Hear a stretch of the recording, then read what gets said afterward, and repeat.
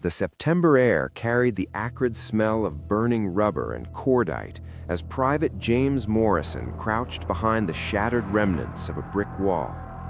His uniform, once pristine British khaki, was now caked with mud and blood, some his own, most belonging to men whose names he'd never learned. It was September 19, 1944, and Operation Market Garden had become a nightmare.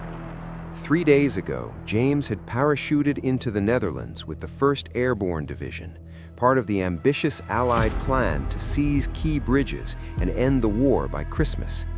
The bridge at Arnhem was supposed to be lightly defended. Intelligence had promised an easy victory. Intelligence had been catastrophically wrong. "Morrison, we need to move!"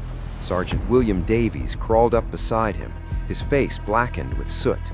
"The Germans are closing in from the east. If we don't reach the church by nightfall, we're done for." James nodded, checking his Lee Enfield rifle. He had 7 rounds left. 7 rounds between him and capture, or worse. Around them, the once peaceful Dutch town had become an urban battlefield. Buildings that had stood for centuries were reduced to rubble. The bridge they'd fought so desperately to hold now seemed like a distant dream, firmly in German hands. The small group of survivors, 12 men from a company that had numbered over 100, made their move. They darted through alleyways, climbing over debris, always moving west, away from the German Panzer divisions that had appeared with such devastating surprise. The locals had tried to warn them, but by then it was too late. A burst of machine gun fire erupted from a 2nd-story window. James threw himself into a doorway as bullets chewed chunks from the cobblestones. Private Tommy Wheeler wasn't fast enough. He fell without a sound, his body sprawling across the street. "Keep moving," Davies shouted. "We can't help him." The words felt like acid in James's mouth, but he knew the sergeant was right.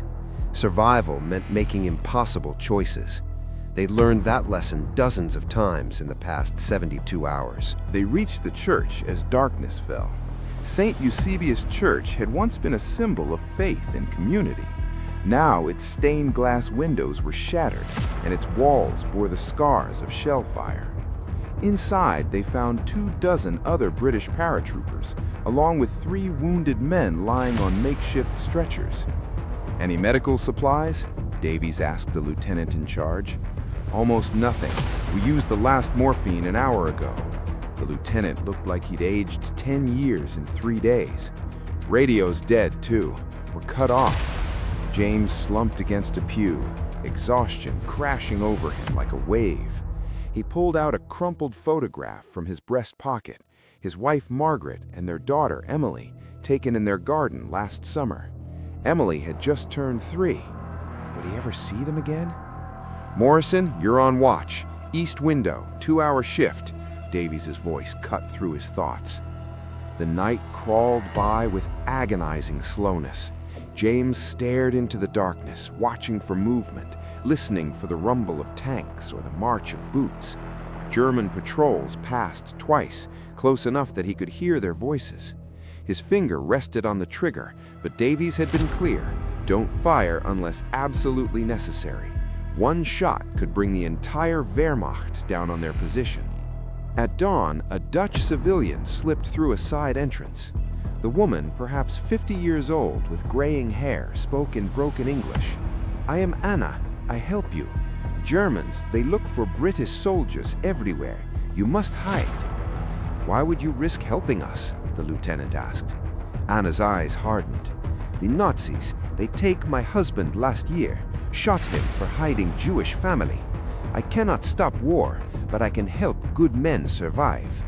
She led them through a concealed door into the church's crypt.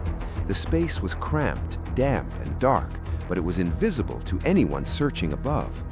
For 3 days they hid there, while German soldiers searched the church multiple times.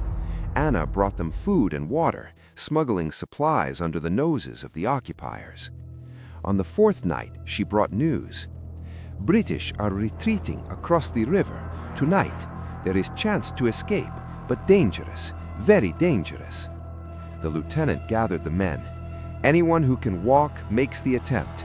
The wounded stay here. Anna's family will care for them until this is over." James felt torn.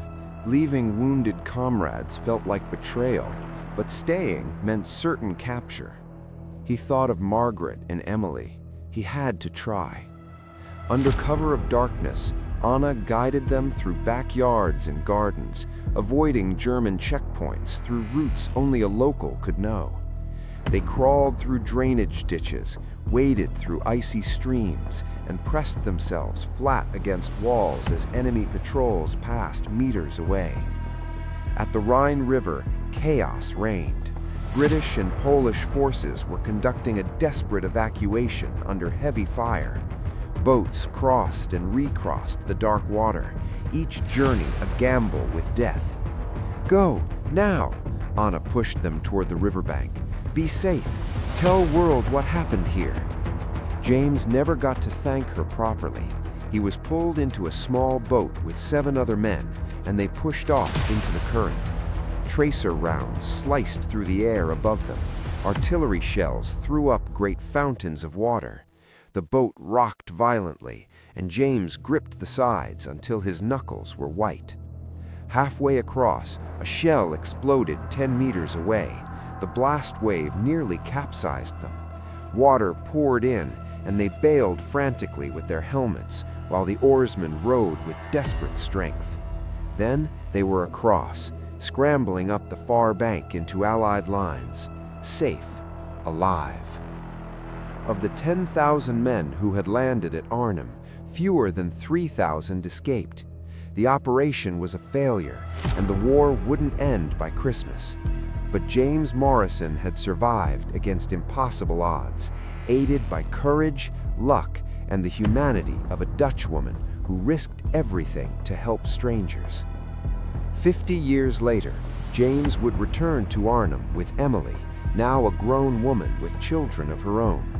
They would stand before the airborne monument and place flowers in memory of those who fell. And James would tell her about Anna, the angel in the darkness, who reminded him that even in war's darkest hours, goodness could still light the way home.